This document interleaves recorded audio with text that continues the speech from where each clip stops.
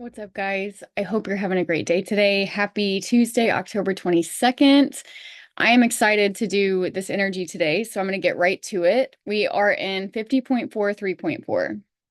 And this energy has been big in my life because my dad had this. And it's funny, my dad passed away and then my mom remarried, and my stepdad has this gate. And so my dad's was in an open spleen, my stepdad's is in a defined spleen.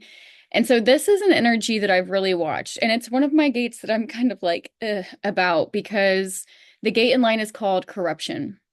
And when we think about the spleen, we're thinking about the body, the immune system, our values, and this gate specifically, the tribe, our communities. And so when you think about the word corruption, it can sound a little scary. And when you think about it in terms of our immune system being corrupted, our DNA, our bodies, like that makes it a little scarier.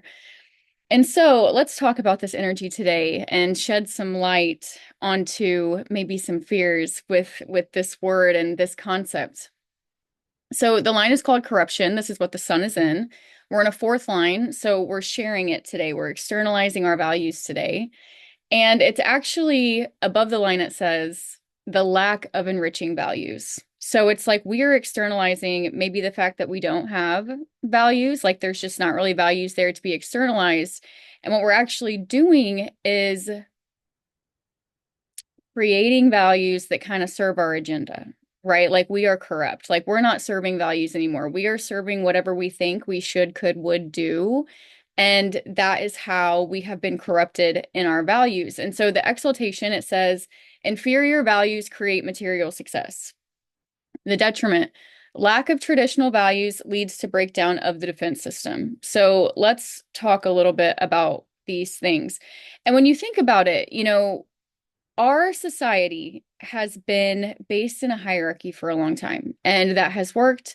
That's how we've done corporate. That's how we've done family. That's how we've done community. It's like this hierarchy thing has worked to help us build global society.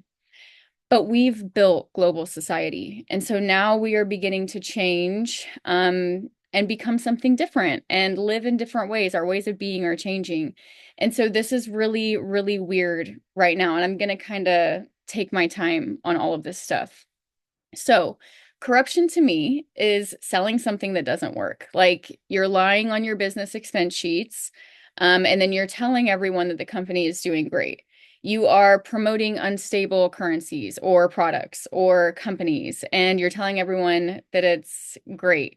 You're overworking yourself and you're doing unhealthy behaviors, but you're pretending like everything is great and you're influencing people into thinking that the way you're doing it is great. Maybe you're influencing them into doing things like you or joining you in this thing. And it's like at the end of the day, we're lying to ourselves in some way. Like this corruption, it may be unconscious, it may be conscious, but it's like corruption stems in lying to yourself. And we can know that when we push an illusion, um, to achieve a specific result. So I'm going to lie on these spreadsheets because we have to have these numbers this month. And if we don't, we're going to get this press. It's like you are pushing an illusion to achieve a result. And that can cause chaos, like in your life, in their life, in everybody's life. And a good example for this, social media is a very corruptive force. And the fact that our old ways are beginning to not work, we're looking for what we can do, we're listening to others, we're doing these things blindly, and it can really corrupt us and who we are as an individual. And we can be influenced at the expense of ourselves. And so I watched a woman who was a vegan influencer, and that's what she sold. She sold her vegan lifestyle and she passed away of malnutrition. And it's like in her mind, she knew that she was doing the right thing, right? She thought she was being healthy. She was told that by somebody, and she did that at her own expense. And it can go that far. It's like we have to be able to stop before we are so corrupted that we are really hurting ourselves in these ways. And we can have an open mind. We can be like, my mind thinks that I should be a vegan, but does it really feel good? Like, do I wake up feeling right? Like when I go to bed, do I have an easy time? Like, do I feel good when I move around in my day-to-day activities? Like we can look around our mind and whatever it thinks we should, could, would be doing. And so when we're doing this, because we're like going so hard on our one track that we think is right, we can miss the life that's happening right in front of us and our ability to respond to that. It's like this creates so much reaction and like misinterpretation and miscommunication. People can't even get what they're trying to communicate across because the fear is blocking the communication from happening altogether. And you think you know what you've been told, they think they know, but it's like it's blocking the ability to work together and to really do anything in a healthy way for anyone. And so this corruption is based in the hierarchy. And when we're repressing it, when we're pushing it down inside, maybe we feel overwhelmed, maybe we feel anal. And this is like the employee, right? That's getting all the stuff from their boss. And they're like, wow, I've got to do a billion things in the next 3 days. So it's like because of their perceived social expectations, they're going to be a people pleaser, do all that work, and feel overwhelmed by their social responsibilities. The other side, if you're pushing this outside of yourself, maybe you're irresponsible or disordered. There's no organization.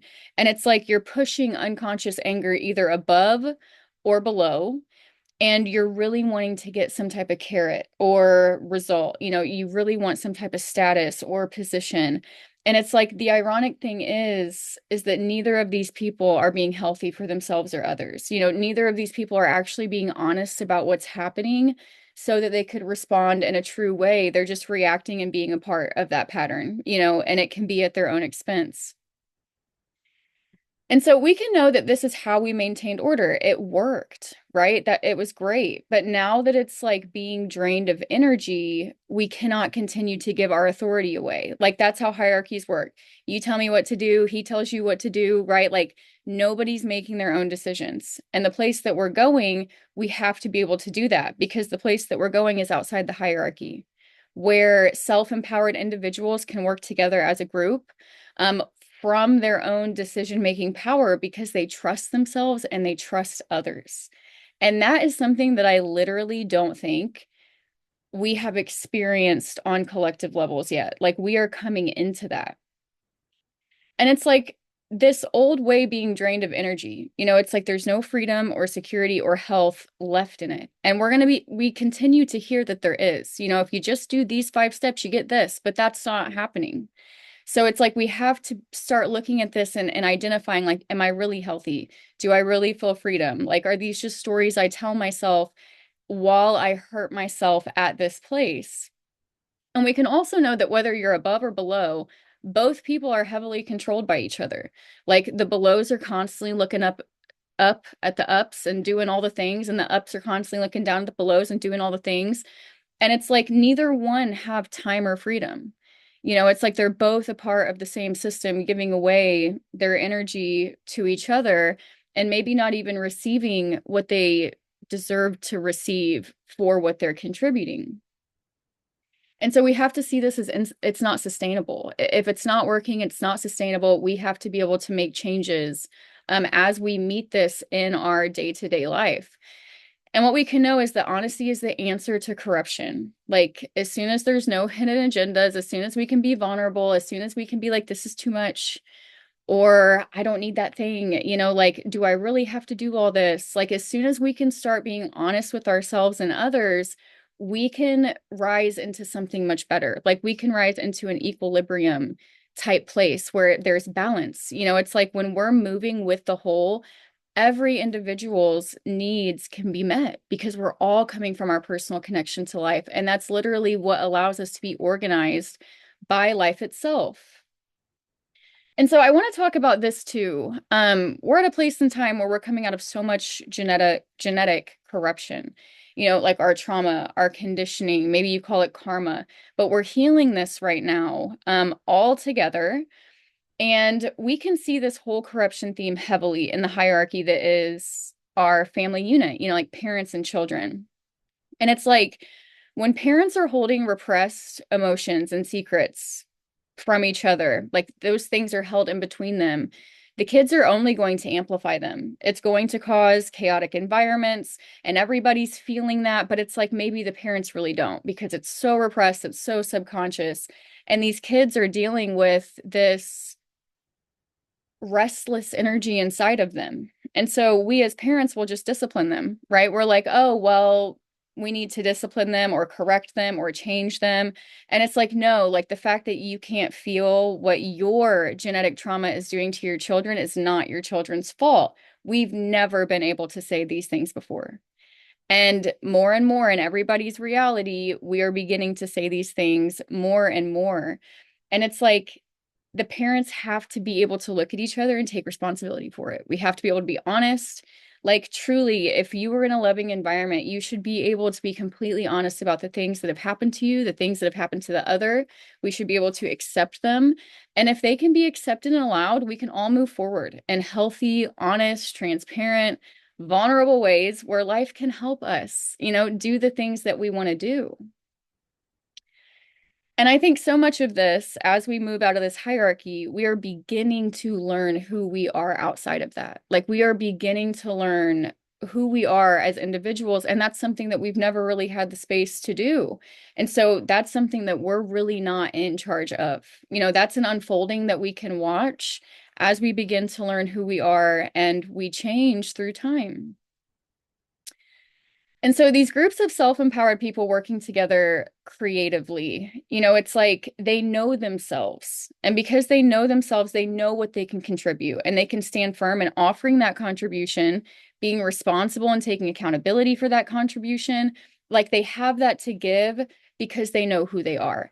They're going to have the ability to make their own decisions. They're not going to look above and they're not going to look below. They're not going to need anybody to know for them, right? Because they're going to be their own authority and they're going to know what to do. And in these groups, they'll be trusted in that. And they'll be able to trust others in that, which is like, oh my God, like I'm not even going to be able to believe this until I start seeing this work on bigger and bigger levels. But I know it because this is where I've been and where I help people come to.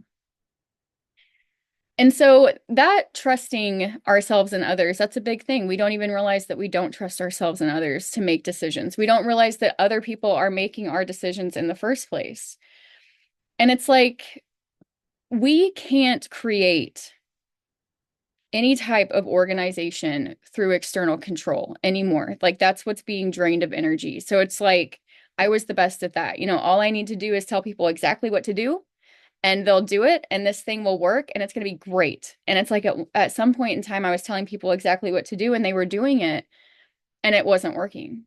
And I'm like, oh my gosh, oh my gosh. And then boom, I realized they need to be the ones that can tell themselves what to do. It's like so much of what I taught was that you just need to post about your life yourself. No one could. Why? And it's because that's where we're going. Everyone's going to have to be able to come from themselves, be themselves, and decide as themselves because there's not going to be any of this like leader follower dynamic left. It's going to be self-empowered individuals showing up to work together. And so this is all grounded in individual mutation. We are sharing our charisma today in 3.4. And so above the line, it says innate quality, which attracts valued guidance. The exalt is attracting nourishment, ensuring ordering. And the detriment is confused energy that is generally rejected. And so think of it like this. We are all out and about. We're projecting out that we're confused. Somebody's confused. I'm confused. When we do that, we get to come together and talk about that confusion, right? If you are saying that you're confused, you might have somebody come up to you and be like, oh, I know exactly what you can do. And it's like in that moment, you can accept that or you can reject that.